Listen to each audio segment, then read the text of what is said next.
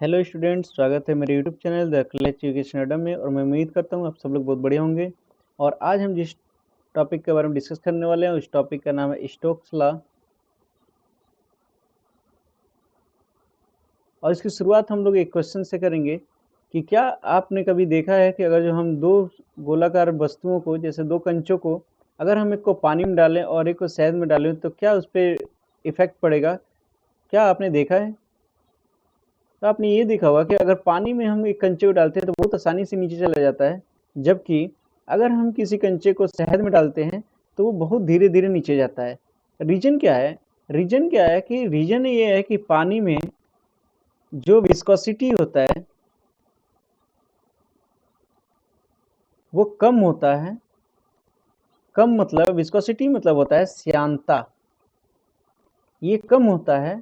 और जो शहद होती है उसमें जो विस्कोसिटी होता है वो क्या होता है कि ज़्यादा होता है, जिसकी वजह से हमारे जो पानी में जो फोर्स लगता है वो कम लगता है और जो हमारा शहद में लगता है वो ज़्यादा लगता है, जिसकी वजह से ये जो गोलाकार वस्तु है वो धीरे धीरे नीचे आता है और पानी में जो है तेज आता है।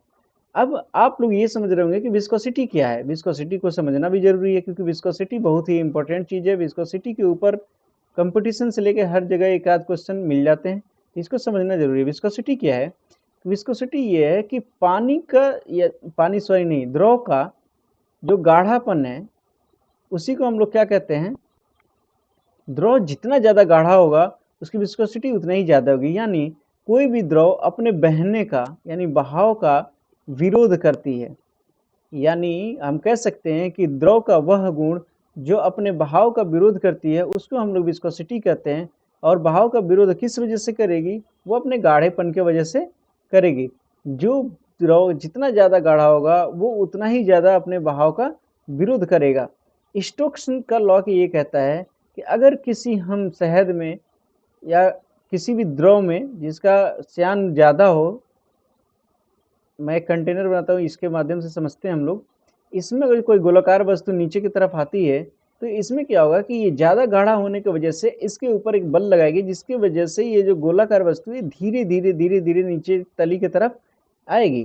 तो जब धीरे धीरे तली की तरफ आएगी तो इसके ऊपर एक बल लगेगा। उस बल को हम लोग क्या कहते हैं? उस बल को हम लोग कहते हैं विस्कस फोर्स। इसको हम लोग कहते हैं विस्कस फोर्स यानी श्यान बल कहते हैं।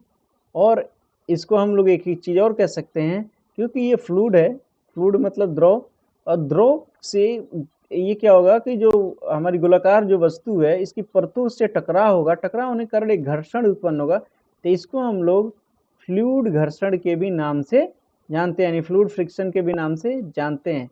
या फ्लूइड फ्रिक्शन आ जाए चाहे विस्कस फोर्स आ जाए, दोनों का मतलब सेम होता है। चलिए एक चीज़ हम और समझते हैं कि जो हमारा विस्कस फोर्स होगा कहीं ना कहीं इसका कुछ फॉर्मूला भी होगा। तो जी हाँ, बिल्कुल फार्मूला है, और वो है F is equal to 6 pi eta R V. 6 pi eta R V. अब हम लोग ये समझते हैं कि ईटा क्या है। ईटा हमारा होता है कोफिशिएंट ऑफ विस्कोसिटी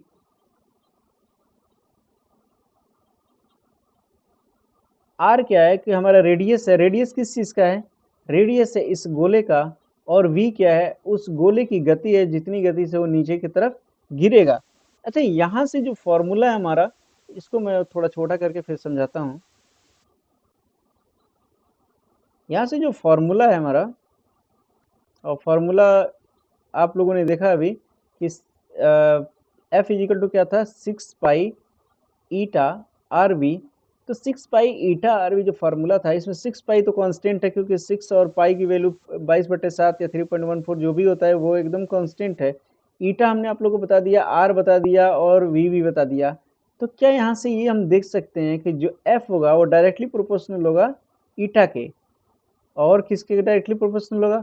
जो एफ होगा वो डायरेक्टली प्रोपोर्शनल होगा आर के यानी रेडियस के, और एफ जो डायरेक्टली प्रोपोर्शनल होगा वी यानी वेलोसिटी के।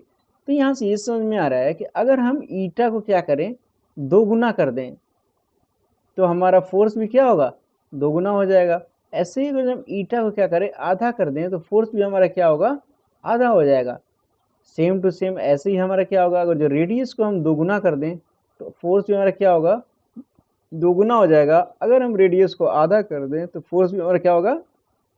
आधा हो जाएगा। ऐसे ही अगर जो हम वेलोसिटी को भी दोगुना कर दें तो फोर्स भी हमारा क्या होगा, दोगुना हो जाएगा। अगर हम वेलोसिटी को आधा कर दें तो फोर्स भी हमारा क्या हो जाएगा, आधा हो जाएगा।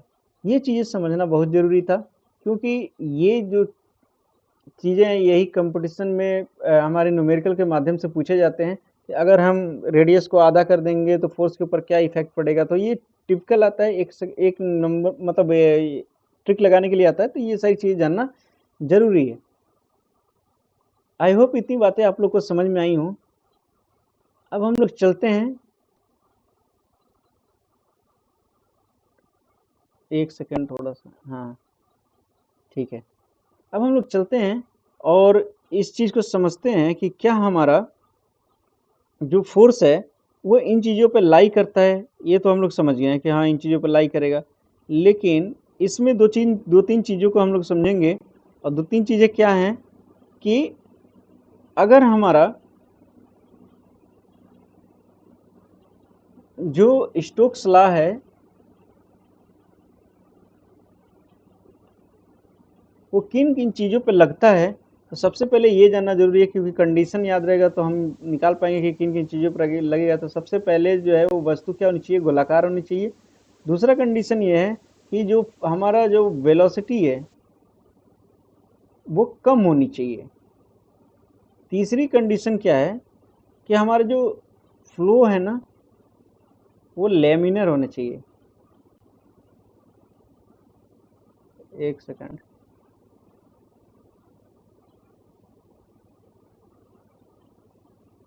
क्या होनी चाहिए, लेमिनर होनी चाहिए।